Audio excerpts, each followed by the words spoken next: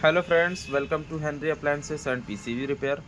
Friends, जैसा कि आप देख सकते हैं, ये एक हिटैची कंपनी के अंदर लगने वाला डक्टेबल का पीसीबी है। और इसके अंदर जो दिक्कत हमें बताया गया था वो था E1 का। तो E1 का जो एरर होता है वो होता है इसके सेंसर का।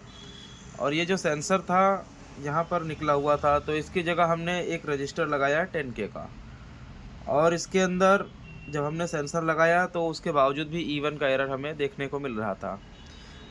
बाद में जब हमने इसकी सर्किट को ट्रेस किया तो हमने इसका जो सर्किट डायग्राम है वो बना दिया है, जो कि हम आपको इसके ऊपर एक्सप्लेन करेंगे कि ये कैसे काम कर रहा था और इसमें ऐसी क्या दिक्कत आ रही थी जिसकी वजह से E1 का एरर शो हो रहा था। तो आप देख सकते हैं यहाँ पर एक NTC सेंसर लगा होता है, जो हम लोग अपना एयर सेंसर लगाते हैं। तो ये एक पिन जो था उसका ग्राउंड से जुड़ा हुआ था और दूसरा पिन इसके 10 के एक रजिस्टर लगा करके 5 वोल्ट से कनेक्ट था। तो इसमें क्या होता है, एक डिवाइडर बनती है और ये ग्राउंड से एक रजिस्टर आ रहा है और एक रजिस्टर आपका पॉजिटिव से आ रहा है। तो यहाँ पर एक डिवाइडर बनता है और ये डिपेंड करता है यहाँ पर जो भी टेम्परेचर होगा उसके हिसाब से वोल्टेज यहाँ पे कम ज़्यादा हो सकते हैं, क्योंकि ये सेंसर जो होता है टेम्परेचर के हिसाब से काम करता है। अगर सेंसर हमारा ठंडी के दिनों में आप देखेंगे तो वहाँ की जो वैल्यू होगी उस वक्त बढ़ जाएगी, 10K की जगह वो 12K या 15K दिखाएगा। अगर गर्मी का समय आएगा तो वही टेम्परेचर सेंसर आपका 6K या 7K दिखाएगा।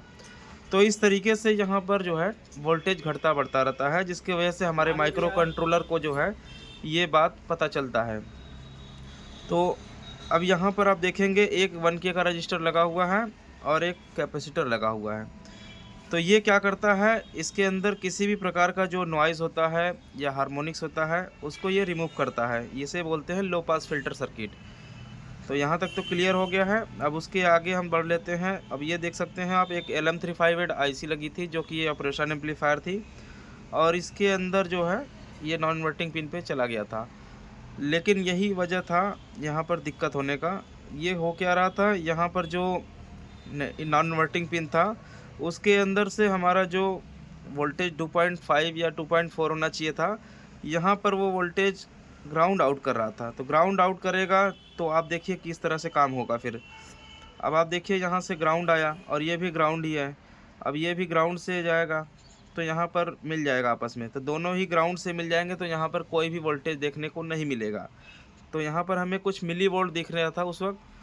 तो हमने इस ऑपरेशन एम्पलीफायर IC को निकाला और इसके जगह दूसरा लगा दिया, जिसके बाद से हमारा जो वोल्टेज है वो 2.4 की इस वक्त दिखा रहा है, क्योंकि ये फिक्स रजिस्टर है और ये जो बाइसिंग रजिस्टर लगा है वो भी फिक्स ही रजिस्टर है।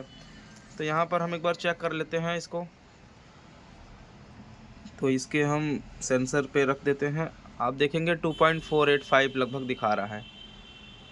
चूँकि ये फिक्स रजिस्टर दोनों हो गए हैं, इसके वजह से ये दोनों का वोल्टेज जो है बिल्कुल सेम दिखा रहा है। तो अभी हमारा जो माइक्रो कंट्रोलर के पास वोल्टेज जा रहा है वो 2.5 ही जाएगा। और यहाँ पर हम रख के चेक भी करा देते हैं आपको। तो यहाँ पे एक पिन इसको ग्राउंड हमने लगा दिया है, बाकी इसका जो MCU के पास जो ADC पिन होती है, एनालॉग टू डिजिटल कन्वर्टर बोलते हैं इसको, इसके अंदर जाती है और इसी का जो फीडबैक है ये हमेशा पता चलता रहता है इसको इसी तरह से। तो ये जो छोटा सा सर्किट था उसे हमें समझने के लिए हमने इस तरह का डायग्राम बनाया था और इससे हमें बहुत ही अच्छे तरीके से समझ में आया। बाकी आप लोगों को अगर अच्छा लगा हो तो वीडियो लाइक करिएगा, चैनल पे नए हो तो चैनल सब्सक्राइब करिएगा।